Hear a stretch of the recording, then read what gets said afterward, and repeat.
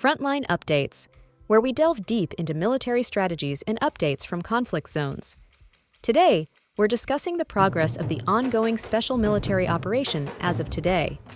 I'm your host, Sharifa Mohammed, MGT. I'm Colonel A.C. Oguntoye, an infantry officer. Russian armed forces maintained offensive pressure across multiple operational axes on February 18, 2026. Territorial gains were reported in Sumy and Zaporizhia oblasts. The past 24 hours have been characterized by sustained ground assaults, coordinated artillery and drone strikes, and continued interdiction of Ukrainian logistical infrastructure. The highest concentration of reported Ukrainian casualties occurred in the Donetsk and Zaporizhia sectors. The confirmed destruction of Western-supplied systems, M777 howitzers, Bulldog APCs, alongside Soviet-era equipment suggests that Russian reconnaissance strike complexes are effectively targeting Ukrainian combat systems regardless of origin. This has long-term implications for Ukraine's equipment sustainability and NATO resupply requirements. Colonel, let's start in the north. Today's briefing reports that the North Force Group has established control over the village of Kharkivka in Sumy Oblast, and they've engaged Ukrainian forces across a wide arc of settlements along the border. What is the strategic significance of this activity? Is this a new front opening, or is it something else? That's the critical question. When we see activity in Sumy, we have to resist the temptation to immediately label it as the beginning of a major new offensive towards a city like Sumy itself. What I see here is the Russian command executing a strategy of fixing and shaping. First, by establishing control over Kharkivka, they are creating a physical buffer. They are pushing the line of contact further away from the Russian border, which secures their own lines of communication and frees up forces that were previously tasked with static defense. Second, and more importantly, look at the number of settlements mentioned: Novaya Sich, Volfino, Pizarevka, and others. The Russian forces aren't just sitting in Kharkivka, they are actively engaging Ukrainian formations across a wide area. This serves a dual purpose. Operationally, it pins down Ukrainian brigades, mechanized, airmobile, and territorial defense that could otherwise be used as a reserve. The report also mentions significant Ukrainian losses in this sector, up to 210 personnel, 23 vehicles, and those supply depots. Does that suggest the Ukrainian units there are at a distinct disadvantage? It suggests they are fighting a difficult battle against an enemy with significant advantages in firepower and ISR, intelligence, surveillance, and reconnaissance. The Russian forces in the north can leverage tube artillery, multiple launch rocket systems, and loitering munitions to engage Ukrainian positions with relative impunity, as long as they can find them. The high vehicle count, 23 vehicles, is telling. It indicates that Ukrainian units are attempting to move and supply along roads that are under constant drone observation. When those supply trucks or armored vehicles are spotted, they are engaged. The destruction of an ammunition depot and 3 supply depots in a single sector on a single day tells me that Russian reconnaissance and strike coordination is functioning at a high level there. Shifting slightly south to what the briefing calls the West Force Group in the Kharkiv region. Beyond the ground engagements, the report specifically calls out the destruction of a British-made Bulldog armored personnel carrier and a US-made M777 howitzer. Why is the origin of the equipment highlighted? And what does this tell us about Russian targeting priorities? In modern information warfare, the destruction of Western-supplied equipment carries a strategic value that far exceeds the tactical loss of that single vehicle or gun. When a Ministry of Defense highlights a British Bulldog or an American M777, they are sending a message to multiple audiences. First, to the domestic audience, it reinforces the narrative that the Russian military is not just fighting Ukraine, but is successfully countering the military hardware of NATO. Second, and perhaps more critically, it sends a message to the Western nations supplying that equipment. It says, your advanced systems are not a game changer on this battlefield. They are vulnerable, they are being found, and they are being destroyed. This can, over time, influence political debates in those countries about the efficacy and wisdom of continued military aid. Let's move to the heaviest fighting, in the Donetsk region, with the Southern and Center Force Groups. The Center Group alone claims to have engaged an incredibly diverse array of Ukrainian units: 6 mechanized brigades, 2 Jaeger brigades, an airmobile brigade, Marine and National Guard units, and even the Azov Special Forces Brigade. What does this diversity of units tell you about the intensity and nature of the fighting in this sector? That is the single most telling detail in the entire briefing. When you see that kind of mix, it tells me that the Russian center group is putting immense, sustained pressure on a relatively narrow sector of the front. They are forcing the Ukrainian command to commit its reserves piecemeal. Think of it from a logistics and command perspective. A commander ideally wants to hold a sector with a cohesive unit, say a single mechanized brigade that has its own artillery, its own supply trains, and a unified command structure. What this report describes is a defensive patchwork. You have elite Azov units fighting alongside National Guard troops, who are fighting alongside regular Army Jaegers. This creates several critical vulnerabilities. First, command and control becomes a nightmare. Different units have different radios, different tactical procedures, and different levels of training. Coordinating a counterattack or even a coordinated defense becomes exponentially more difficult. And the southern group, also in Donetsk, reports similar progress and the destruction of 2 EW stations. Why is the targeting of EW stations becoming such a consistent feature of these reports? Electronic warfare is the invisible battlefield, but it is absolutely critical.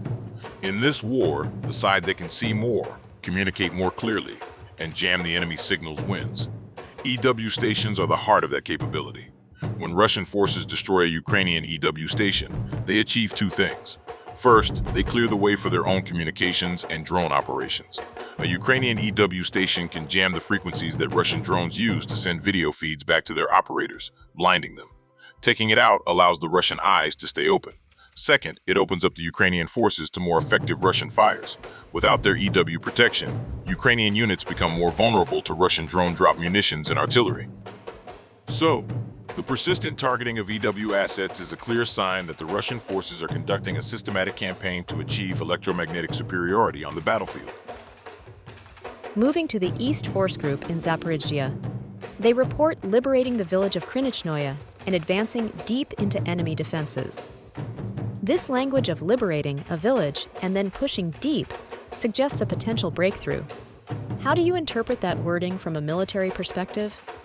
The phrasing is deliberate. Liberating a settlement implies the culmination of an assault to clear it. Advancing deep into enemy defenses implies that they have successfully breached the forward line of defense and are now operating in what should be the Ukrainian rear area, or at least the second echelon of defenses. If this is accurate, it suggests that the Russian forces in this sector achieved a tactical penetration. They found a weak point, committed their exploitation forces, likely relatively fresh motorized rifle or tank units, and pushed through before the Ukrainians could seal the breach with reserves. The range of settlements mentioned is also important. They are engaging Ukrainian units near Oleksandrivka, Pokrovsko, and Kolomytsi in Dnipropetrovsk Oblast. That is significant. Dnipropetrovsk Oblast is not just another region. It is the administrative center of Ukrainian industry and a key logistical hub. Finally, on the ground, we have the Dnipro Forces Group, which is engaging Ukrainian mountain assault and mechanized units. With only up to 55 Ukrainian personnel reported lost here, it seems like a quieter sector. What is the purpose of operations here? Don't let the lower personnel numbers fool you. The Dnipro sector is operationally critical. Its primary purpose is to hold Ukrainian forces in place and prevent them from being used elsewhere. The geography here is dominated by the Dnipro River and the Kakhovka Reservoir. It is a difficult area for large-scale maneuver, so Russian operations here are about fixing the Ukrainian units, specifically those mountain assault and mechanized brigades. They want to ensure that those brigades cannot be pulled out of the line and sent to reinforce the desperate battles in Donetsk or Zaporizhia.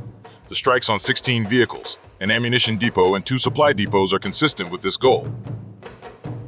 Colonel, we've covered the ground sectors, but today's briefing includes a dedicated section on operational tactical aviation, strike UAVs, missile troops, and artillery.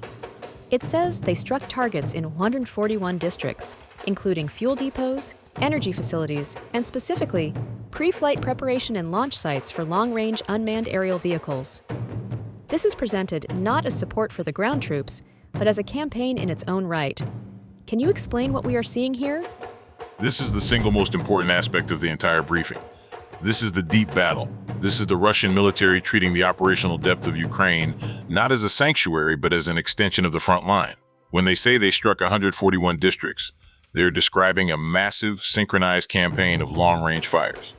Let's break down the target sets. The scale, 141 districts, is what makes this a campaign-shaping domain. It means the Russian General Staff has allocated significant resources, missiles, cruise missiles, Shahed-type drones, and long-range artillery to a coordinated effort to paralyze the Ukrainian rear area. This isn't happening in a vacuum. It's happening in parallel with the ground offensives, ensuring that when Ukrainian units in Donetsk need fresh ammunition or fuel, it's less likely to arrive. The air defense figures are also staggering. 155 UAVs and 11 HIMARS rockets shot down in a single day. Is that number credible? And what does it say about the air defense challenge Ukraine faces? They point to an undeniable reality. The Russian layered air defense network is dense and effective. We're talking about a combination of long-range S-300-400 systems, medium-range Buk systems, short-range Tor, and Panzer systems, and extensive electronic warfare to jam drone guidance. Colonel, thank you for providing such a detailed briefing on the current military situation. Your insights are invaluable to our understanding of the conflict's dynamics. And thank you to our listeners for tuning in. Join us next time as we continue to provide up-to-date coverage on global military affairs. Stay with us for more updates and expert analyses on global defense and security issues.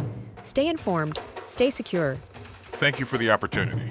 I want to emphasize that the reported liberation of villages like Kharkivka and Krynichnoi, while small in terms of square mileage, continues a pattern of slow, methodical Russian advances. The strategic implication is the gradual but relentless consolidation of territory, which becomes increasingly difficult for Ukraine to reclaim without a massive shift in capability. This has been Frontline Updates. Subscribe for daily military briefings and in-depth strategic analysis. Visit our platform for maps, transcripts, and exclusive Frontline updates from commanders in theater.